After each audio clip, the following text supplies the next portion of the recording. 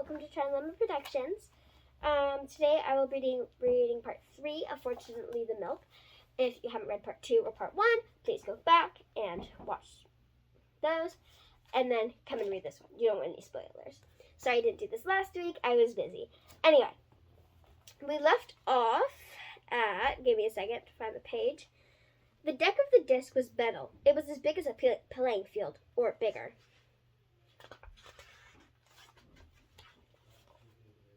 We have come to your planet from a world very far away, said the people on the desk. I called them people, but they were a bit green and rather globby, and they looked very grumpy indeed. Now, as a representative of your species, we demand that you give us ownership of the whole planet. We are going to remodel it.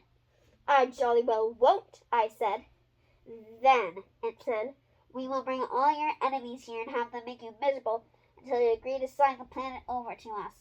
I was going to point out to them I didn't have any enemies, when I noticed a large metal door with emergency exit, do not open for any reason. This means you.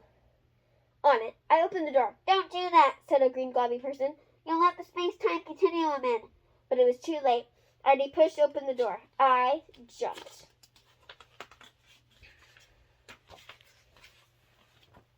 Oh, I need to show you the page on the last one, sorry. There you go. I was falling. Fortunately, I kept tight hold of the milk, so when I splashed into the sea, I didn't lose it. What was that? Said a woman's voice. A big fish, a mermaid, or was it a spy? I wanted to say that it wasn't any of those things, but my mouth was full of seawater. I felt myself being hauled up onto a deck of a little ship. There were a number of men and women on the deck, and they all looked very cross. Who be ya, landlubber, said the woman, who had a big hat on her head and a parrot on her shoulder. He's a spy, a walrus in a coat, a new kind of mermaid with legs, said the men. What are you doing here? Asked the woman. Well, I said, I just out to the corner shop for some milk for my children's breakfast, and for my tea, and then the next thing I knew, he's lying, your majesty. She pulled out her cutlass. You dared lie to the queen of pirates? First they kept tight hold of the milk, and now I pointed to it.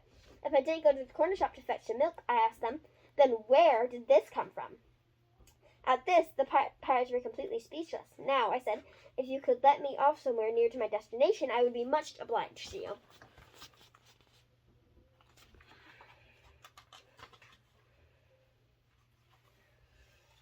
And where would that happen to be? Said the Queen of Pirates.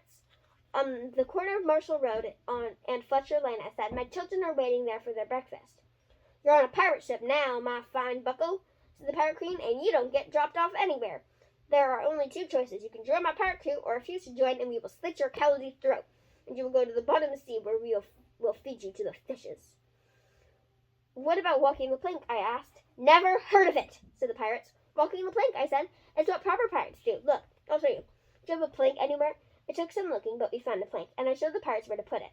We discussed nailing it down, but the Pirate Queen decided she would just have the two fattest pirates sit on the end of it. Why exactly do you want to walk the plank? Asked the Pirate Queen. I edged out onto the plank. The blue Caribbean water splashed down beneath me. Well, I said.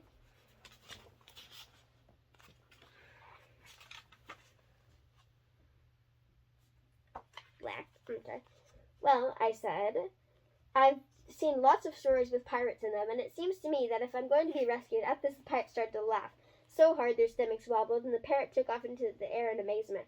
Rescue? They said. There's no rescue out here. We're in the middle of the sea. Nevertheless, I told them, if you are going to be rescued, it will always be when walking the plank. Which we don't do, said the Pirate Queen. Here, have a Spanish double balloon and come and join us in our pirate circle adventures. It's the 18th century, she added, and there's always room for the bright, enthusiastic pirate. I caught the balloon. I almost wish that I could, I told her, but I have children and they need their breakfast. Then you must die! Walk the plank! I edged out to the end of the plank. Sharks were circling, so were piranhas. And this was where I interrupted my dad for the first time. Hang on, I said. Piranhas are a freshwater fish. What were they doing in the sea?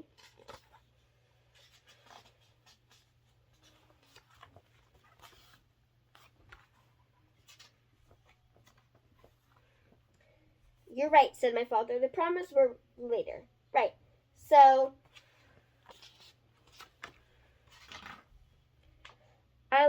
I was out on the end of the plank, facing certain death, when a rope ladder hit my shoulder, and a deep, booming voice shouted, "Quickly, climb up the rope ladder!" And we'll end on that cliffhanger for today.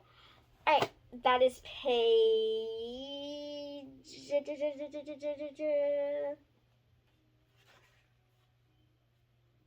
That is page 25.